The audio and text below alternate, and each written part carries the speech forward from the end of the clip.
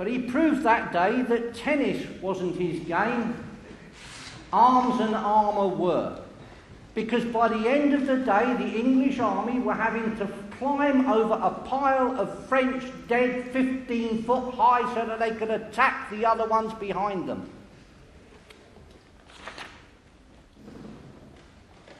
When 100 of the South Wales Borderers, the 24th Regiment of Foot at Rorke's Drift, were attacked by 4,000 Zulus, armed with the rifles and ammunition they'd taken off 1,500 South Wales Borderers that they'd massacred in an open plain. Nobody would have believed that the 100 South Wales Borderers could survive. Nobody. But at the end of the day, the Zulus gave up and saluted the Welsh soldiers as warriors, like them. They respected them, just like they would respect their own warriors. And they went home. But they left thousands of dead behind them. And the South Wales Borderers on that day won 11 Victoria Crosses.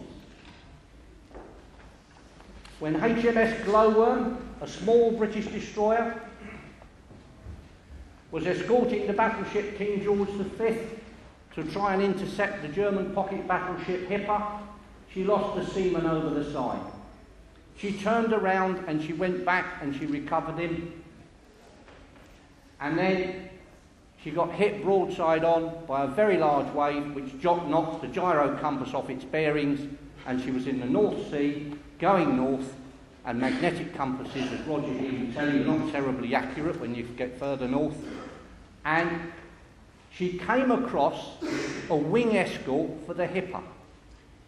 Now, the German destroyers escorting the Hipper were almost the same size as our light cruisers. Did the Glowworm run away? No, she didn't. She attacked the German destroyers and she took on individually 5 much larger German destroyers, and she got past a lot of them.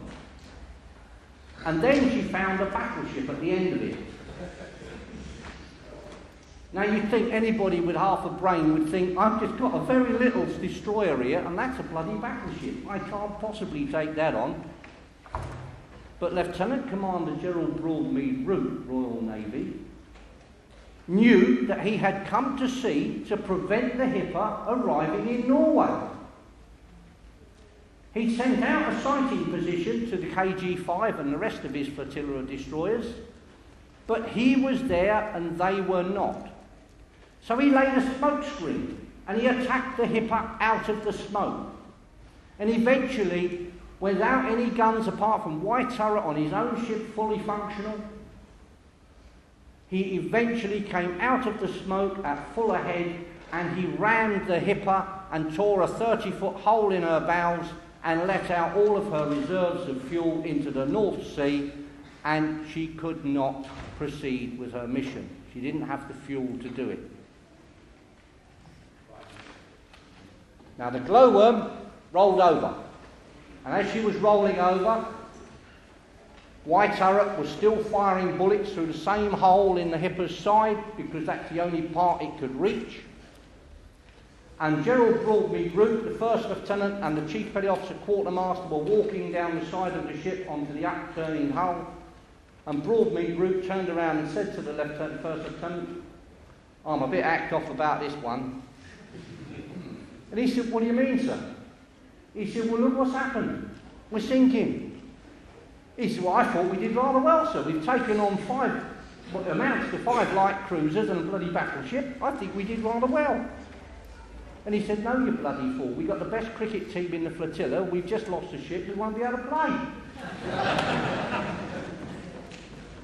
So when people say to me, it can't be done, it's too difficult, it's gone too far, I say to them, were you born in these islands? Were you born here? Do you consider yourself to be British? And when they say yes, I say, well, you should be bloody well ashamed of yourself. Because the British don't understand the word can't. Never have, never will. And when people say to me, we can't get these politicians arrested and hung, I say to them, have faith.